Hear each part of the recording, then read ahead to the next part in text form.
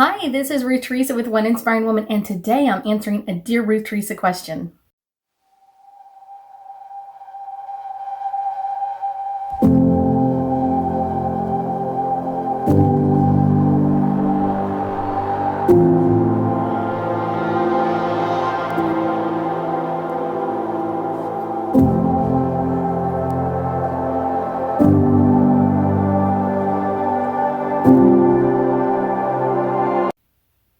The question is, Dear Ruth Theresa, how do I know or trust what someone is telling me, especially in love? I understand, because so many times when we're dealing with a love situation, we almost like desire to trust them or desire to believe what they're telling us. And I see this a lot, especially with clients that are online dating or dating someone that they haven't really known very well, or long distances away from each other. So it's kind of like a little bit difficult to understand like how to do this or how to connect with their energy at times. But I understand that all of us want to believe what the other person is telling us. Otherwise, we wouldn't be talking to them. We want to hear what they have to say. We want to hear what they have to say about their life and their world and what's going on with them. But that's kind of the issue, is if you're questioning it, there's something wrong with what they're saying. And then I go into, especially in love, so many times, like my clients are like, I just want to believe what he's saying, or I just want to believe what she's telling me, that this is true, or whatever it is. I totally understand. I totally get it. But at the same time, your inner psychic is telling you something is wrong with what they're saying. Now, this comes in a little bit of a different way, because they could be telling you a lie of just kind of like, I don't remember.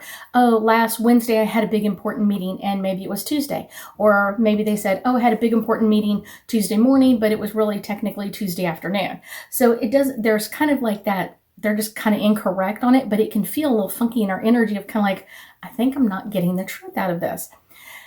Then there's some issues with kind of like, it's a lie, but they kind of like, when you question them on it, they're kind of like, no, you must have misheard, or you must have done something else. Trust your gut feeling in this. Your gut feeling, your gut intuition is really important to really trust in this aspect, especially when there's a distance where you can't really double check where they're at. Oh yeah, I went to the bar and watched a game with a friend. That's great. I mean, that's awesome. And they have their right to have their own life. But at the same time, they've got to be truthful about it if you're going to start a relationship. Every kind of relationship has to have trust, is based on trust. And trust should come in before the love part. Very important. So once you feel like they're lying to you, now it's time to find out what they're lying about. And if it's kind of like, that meeting was last Tuesday and it was actually last Wednesday, then you can say, well, that doesn't feel right. Why is that not feeling right to me? There's something wrong with what you're saying. And it could be, like I said, or didn't you say that meeting was a different day? Okay, now they have a chance to kind of go back and check it, like, oh yeah, you're right. Not a problem. The meeting was Wednesday. Awesome. Great. Now we're on the same page. Now we're back to, I can trust what you're saying to me. But if you call them on something and they're ignoring you or not giving it the energy that it deserves, that's telling you something. If they're telling you, I hear so many of them from different clients. I met a great whatever guy, gal, whatever it is, and they told me this or they told me this, and they have plenty of money, and that, if we get together, they don't want me to work. Everything that you ever wanted to hear. Well, usually the thing is, though, what they're kind of reiterating to you is what you told them. It's one of those. I was talking to a client a couple weeks ago, and she said, I met this really great guy, and apparently he makes really good money, and he lives in a big city, and like, if we were to get together and get married, okay, right off the bat, he's telling you he wants to marry you. He doesn't know you yet. Doesn't that sound odd? Not that it can't happen, but it's something like, interesting. And then he's talking about everything that she's ever desired. Like, I want to get married and have kids and still be able to work if I wanted to, or quit working at times when the kids are little or whatever else. And he's like reiterating all of that back to her. And it's like, Yeah, because you've already told him that in the conversation, or you've told him that in some way. And so he's just kind of like reading the fine lines of what you're talking about. So that's really important to do that. And it's one of those, but she kept getting this gut feeling that he's lying in some way, like something he's saying is not truthful. And that's kind of the great way to kind of like know when you're getting that gut feeling is your connection to your angels and guides, your creator source, your God source, whatever you want to call it. It's telling you something, that something's not right about what they're saying. Do some investigation. I often tell people one of the best ways to kind of get to know someone is have a misunderstanding with them. When you have a misunderstanding or an argument, or I thought you said you were going to call me at 7 and you called me at 8 or whatever else. And when you have kind of that, it's kind of like, how are they dealing with it? How are they dealing with this waiting or misunderstanding or that sort of thing? That's going to tell you a lot. The number 2 thing that's going to tell you a lot of information is when they tell you about their past relationships. If they're not telling you about past relationships, run for the hills, like run, like right off the bat. Everybody has relationships. And so it's one of those, if they're saying like, I've never had a relationship, or I've worked so hard that I've never, it's kind of like those people are very rare. And then the other one is if they're blaming it all on their previous partner. Marriage, not marriage, boyfriend, girlfriend, whatever it is, if they're always blaming it on the other person. Oh, he always did this, or she always did this, and it was always her fault. When someone is blaming someone else, it's kind of a good sign of like, run away. Seriously, run away. Because it's really kind of interesting. A relationship is an equal sign. A relationship is an equal sign. 1 + 1 equals something else. Okay? This one person plus this one person equals either a relationship or a non-relationship. And that relationship could be anything. It could be friends. It could be colleagues. It could be whatever it is. But you're in a relationship because your energies are connecting together. And so when they're always blaming it on the other person, it's kind of like nothing's ever 100% one person's fault. Even if there's cheating, it's never, I'm not saying cheaters don't get their fault or anything else. What I'm saying is there were signs that they were unhappy in the relationship prior to them cheating. There always is. There's always something and you're like, wow, yeah, for like a year he's been saying this, or for a year she's been saying that. That's their sign of telling you, hey, something's wrong. We need to fix this.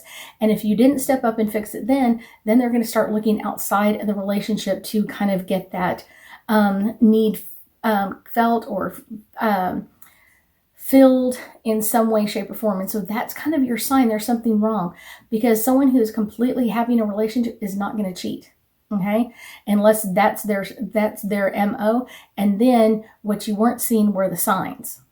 Does that make sense? So that's kind of your part that you should have been looking for, is the signs of they're always doing, or they're always working late, or whatever it is, or they never call you back. So later on in the evening, it means they're usually probably dating someone else.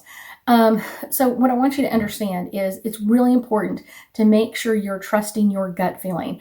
I will definitely below link this to my body testing, because a lot of times body testing can kind of give you that information, kind of give you those signs of like, wow, what can I do about this, and how can I do about this? And I'm feeling this, but I'm not really sure what it is. If not, get in touch with a psychic. It is the best way to find out what's going on, or how this relationship may or may not carry through. So let's do some angel cards and really kind of come to a better understanding about trust comes before love. Let's see. This one is popping out and it's way at the bottom. Soulmates. When you connect with your soulmate, it can come in many different ways, and there's more than one soulmate in every person's life. I would say there's anywhere from like 3 to 10, and it doesn't mean you're going to marry 10 different people or whatever else. You could have soulmates that are friends. You could have soulmates that are colleagues, that we just like really connect together and we really work well together. Everything else is separate, but our work life is together.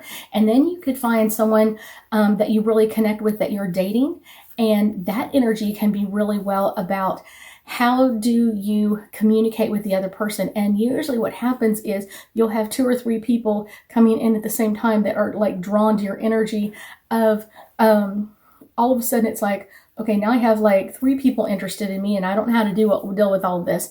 So be truthful with all of them, but also get to know each of them, because each of them that you could marry and or get with and have different lives with. And it's kind of like, how do I feel with each person? Are they listening to what I'm telling them? Are they, I'm saying, like, how do I feel with their energy? Do I feel like they're going to be supportive or not supportive in what I want to do in my life? Whatever that is, make sure you're communicating that with them. Let's pull another card here. Got a couple of them popping here. The next one is new love. When you have a new love coming into you, it is really important to kind of feel your energy and feel their energy in what's happening, and kind of feel their energy of like, what are they stating? How are they talking to you? How are they communicating with you? If there's a miscommunication with something, how are they dealing with that part? If there's something that goes wrong, how are they dealing with that? Those are going to give you signs of how they're going to deal with stuff later on in life. That's a really good sign. Next is divine timing. It always works out that the person that you are really meant to be with, or the 2 or 3 people that could possibly be the ones, are all going to come together at the same time. They're going to kind of, within a few months or a few weeks, you're going to meet them and kind of get to know them, and kind of like, which one am I going to choose? Which one is it that I require choosing out of this? And it's kind of like looking at that energy, like, if I choose this one, this is my life here. If I'm choosing this one, what is my life here? If I'm choosing this one, what is my life here? What kind of life do you want? What are your dreams? What are your hopes? I will tell you, there are a few people that their hopes and dreams are to get married and have kids and live happily ever after. But usually there's more than that. Maybe they want your own business. Maybe you want to go into business with someone else. Maybe you want to start an internet business, whatever that is. Maybe it's you want to always have a career. Maybe you love what you do for a living and you want to continue that for as long as you possibly can. That's the really cool part of opening up to all the possibilities, and which person is going to support me so I can learn how to support them as well. It's really important to really allow the trust to come before the love. If not, you're constantly breaking your own heart. You are constantly in a state of heartbrokenness because you're allowing someone else to break your heart. It's one of those, and that's sad. It's one of those, it can be very terrifying and very just hurtful on the inside for you of, I thought I could trust this person, and I found out that they're lying to me. And then it's kind of like, now I'm doubting me because I'm always around this person. And it's like, wait, I'm not allowing this. You have all the power. You have all the power. You get to pick and choose who you're with in your life. You get to pick and choose who you're going to marry and how they connect to your energy and how they love you and support you and how you love them and how you support them. That is the, oh my gosh, best part of all of this. That's the best part, is that you get to learn how to love someone else and someone else gets to learn how to love you. I thank you so much for joining me today, and I know that we'll be talking again soon.